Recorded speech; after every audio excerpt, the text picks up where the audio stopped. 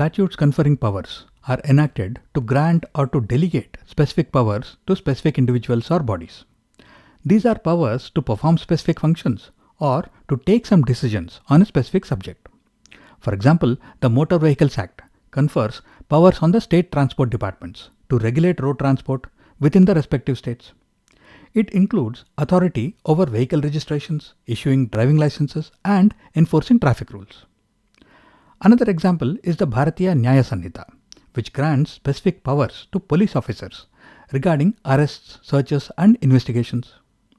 The powers that are granted or conferred by these statutes can range from administrative or regulatory functions or enforcement and decision-making authority.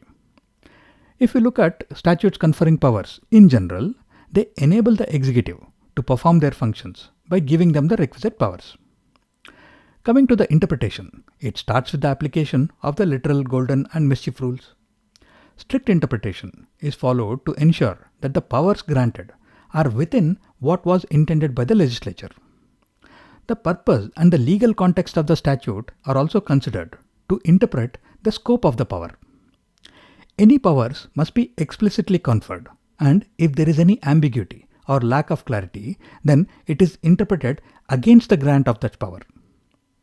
If any powers are to be implied, then they must be absolutely essential for performing the intended functions. For example, if the traffic police are given the function to regulate traffic, it can also be reasonably implied that they have the power to declare certain roads as one way or create rules to restrict certain vehicles on certain roads at certain time. The court will also consider any limitations that have been laid down on the exercise of such power, either within the same statute or elsewhere. And as usual, any interpretation of any statute must be validated against the presumptions as to interpretation of statutes.